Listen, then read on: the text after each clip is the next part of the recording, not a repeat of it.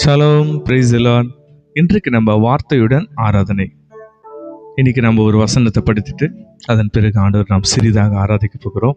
சங்கீதம் 34 அதிகாரம் 1 வசனம் இப்படியே சொல்லுகிறது: கர்த்தரை நான் எக்காலத்திலும் ஸ்தோத்தரிப்பேன், அவர் துதி எப்போதும் என் வாயில் இருக்கும். ஆமென். இது அநேக பேருக்கு நமக்கு ரொம்ப பரிச்சயமான வசனம் தான். என்ன? கர்த்தரை நாம் எக்காலத்திலும் ஸ்தோத்தரிக்க வேண்டும். ஆனால் தாவீது இதை எப்போது செய்தான் என்று நம்ம இந்த வசனத்துக்கு மேல ஒரு பகுதியில் குறிப்பிடப்பட்டிருக்கும். அதை நம்ம வாசிக்கலாம்.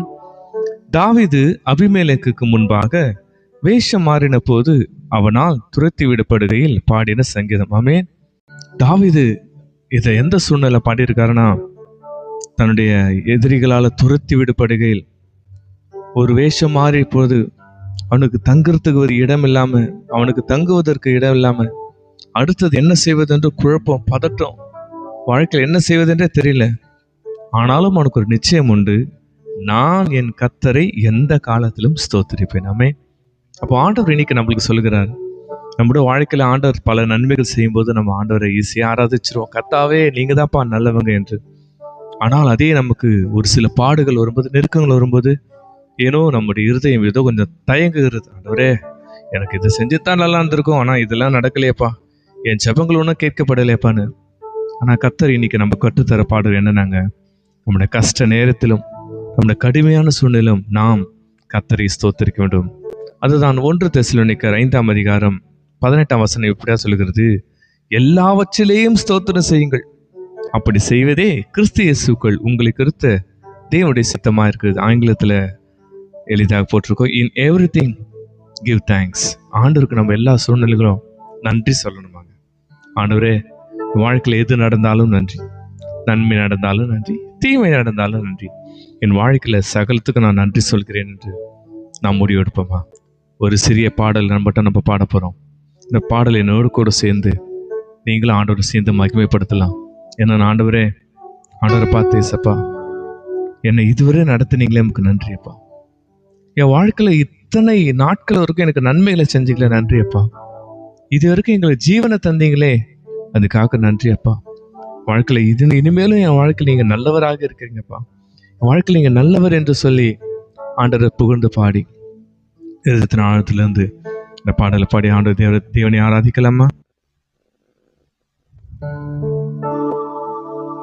இம்மட்டும் என்னை நடத்தினீ, இம்மட்டும் என்னை தாங்கினீ, எந்த நேசுரல்ல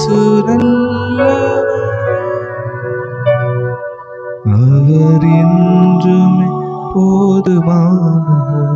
சொல்லப்பா, எந்த நேசுரல்லவர்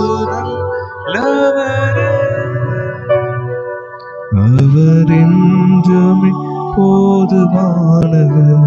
நம் ஆண்டவர் ஒரு போ கைவிடாரே, ஒரு நாளும் விலகிடாரே, ஒரு போதும் மறவாரே,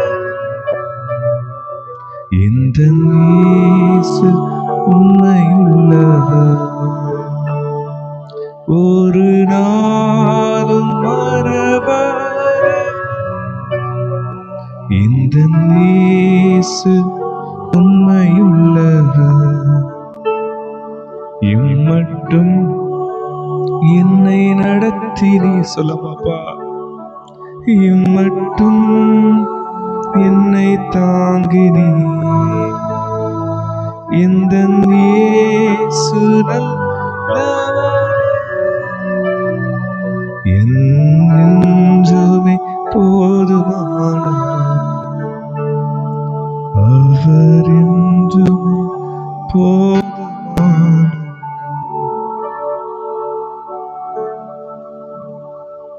எங்களை அதிகமாக நேசிக்கிறவரே, உமக்கு நன்றி சொல்லுகிறப்பா. வாழ்க்கையில எது நடந்தாலும் நடக்காவிட்டாலும் நன்றி ஆண்டவரே. வாழ்க்கையில நீ இதுவரை செய்த நன்மைக்கு உமக்கு நன்றி செலுத்துகிறோம். இருதயத்தின் ஆழத்தை உமக்கு நன்றி செலுத்துகிறப்பா.